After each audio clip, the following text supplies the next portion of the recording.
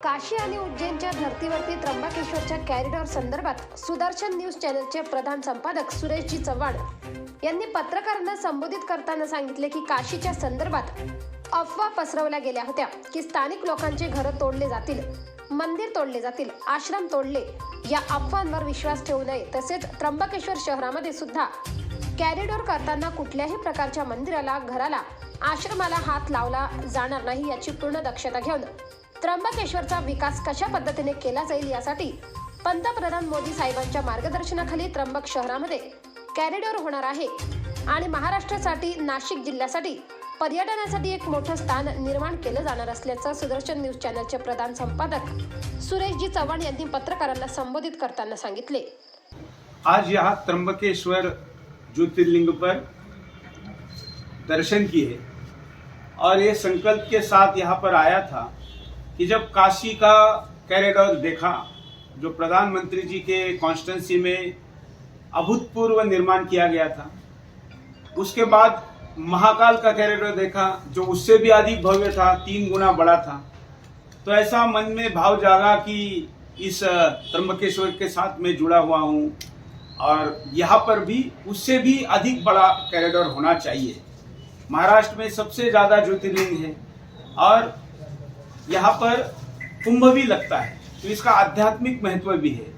तो यहाँ कॉरिडोर तैयार हो, लेकिन कॉरिडोर कैसा हो, क्योंकि सामान्यतः कॉरिडोर कहते ही लोगों के मन में आता है कि पुराना सब तोड़ा जाएगा, घरों का, दुकानों का क्या होगा। तो मैं ये कहना चाहता हूँ कि आध्यात्मिक स्थानों पर जो घर भी होते हैं वो मंदिरों के समान होते हैं और यहाँ के प्रतिष्ठान भी उतने ही पूज्य होते हैं।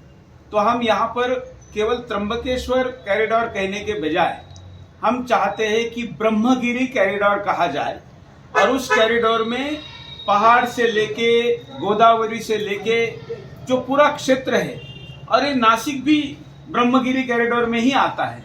तो इतना बड़ा कॉरिडोर यहाँ पर बन सकता है जो कि पुराने ऐतिहासिक, धार्मिक, आध्यात्मिक स्थानों को भी कवर करेगा। साथ में अभी तक बने हुए और भविष्य में भी बने हुए किसी भी कॉरिडोर के पास कोई मेट्रो सिटी नहीं है। यहाँ पर मुंबई है बिल्कुल बगल में, तो जहाँ करोड़ों की बड़ी सिटी है, ऐसे आर्थिक राजधानी के पास भी है, नासिक के पास भी है और कुंभ की नगरी भी है। यहाँ पर वनवासी बड़ा क्षेत्र है बगल में, जहाँ पर धर्मांतरण का धंधा बहुत जोरों पर चल रहा है। तो जैसे काशी में 8 करोड़ लोगों ने पहले ही वर्ष आध्यात्मिक तीर्थ यात्रा के लिए पर्यटन किया, तो अगर यहाँ पर ऐसा होता है तो मेरे ख्याल से ये इससे 2 गुना 16 करोड़ तक की आध्यात्मिक पर्यटन की संख्या यहाँ पर होगी, जिसका बड़ा लाभ स्थानीय लोगों को और वो भी आसपास के 50-100 किलोमीटर के लोगों तक पहुंचेगा। के भाइयों को भी उपयोग होगा और एक ऐसा निर्माण जिसमें पुराने किसी भी निर्माण को तोड़े बगैर, पुराना जतन करते हुए, रिस्टोर करते हुए, उसको बनाए रखते हुए एक बड़ा कॉरिडोर बन सकता है। ये संकल्प आज मैंने भगवान जी के सामने किया है और मैं पिछले 18 वर्षों से दिल्ली में रहता हूँ, मीडिया क्षेत्र में हूँ, तो अपने संपर्कों का उपयोग और स्वयं प्रधानमंत्री जी का भी एजेंडा है कि तीर्थों का महातीर्थ बनाया जाए, उसके विकास में योगदान हो। सरकार इस पे अपना पैसा लगाए, समाज से भी ले या जैसे भी बनाना चाहते हैं। मुंबई में बड़े बड़े कारपोरेट्स हैं, वो भी इसमें मदद कर सकते हैं। मेरे कई उद्योगपतियों से बात हुई है और उन सब ने कहा है कि आप घोषणा करिए, सरकार से बात करिए, अगर हमने कुछ करना है तो हम करने के लिए तैयार है। तो आज मैं यहाँ पर ये संकल्प लेता हूँ कि यहाँ ब्रह्मगिरी कॉरिडोर बने, इसलिए मैं अपने सारे संपर्कों का, सारे संसाधनों का उपयोग करूंगा और यहाँ के जनप्रतिनिधियों को, यहाँ पर नगर अध्यक्ष, उपनगर अध्यक्ष, स्थानीय नेता, आध्यात्मिक क्षेत्र के लोग, सभी लोग हैं। मैं कहूंगा कि हर एक व्यक्ति इस अभियान में, आंदोलन में आ जाए और ये कहे कि ये जल्दी से जल्दी बने, हम योगदान देने के लिए तैयार हैं। राज्य के डीसीएम कुछ सवाल पूछना चाहते। कॉरिडोर की जब मैं बात करूंगा तो मुझे स्थानीय लोगों ने पहले ही बता दिया था, क्योंकि मैं भी महाराष्ट्र का हूँ, यहाँ तो बचपन से कई बार आया हूँ। मेरे जीवन के संकल्प भी, बड़े बड़े संकल्प मैंने इसी मंदिर में लिए हैं। तो यहाँ पर एक भ्रम, जैसे काशी के बारे में सब जगह पर एक झूठ फैलाया गया कि वहां पर मंदिर तोड़े गए, घर तोड़े गए, ये बिल्कुल झूठ है। मैं एक शिव भक्त, राष्ट्रभक्त, हिंदुत्ववादी व्यक्ति बता रहा हूँ, ऐसा नहीं हुआ है। ये कोई अगर किसी के मन में भय है तो ये पहले निकाल दे। एक दूसरा, यहाँ पर तो काशी जैसी स्थिति नहीं है। यहाँ ऑलरेडी इतने बड़े बड़े पहाड़ है, खुले मैदान है, सामने भरपूर जगह है।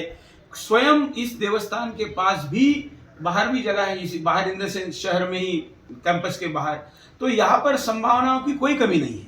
यहाँ इसलिए किसी का घर टूटेगा, किसी के पुराना मंदिर टूटेगा।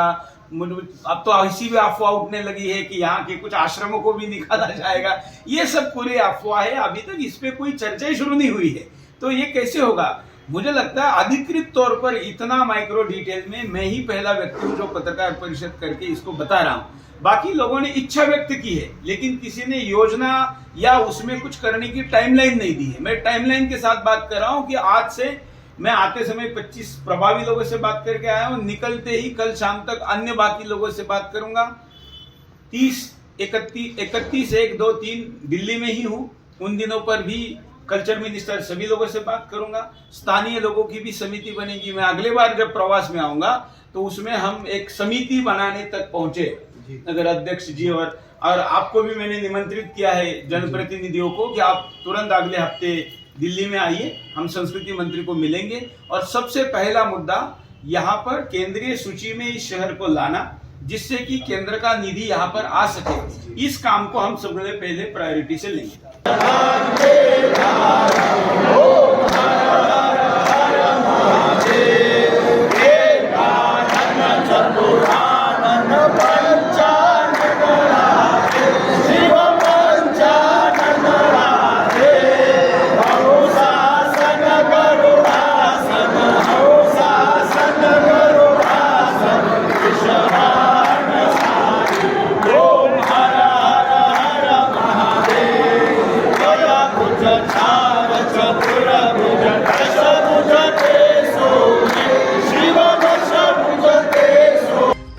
नाशिक लोकशाही न्यूज ब्युरो रिपोर्ट, नाशिक।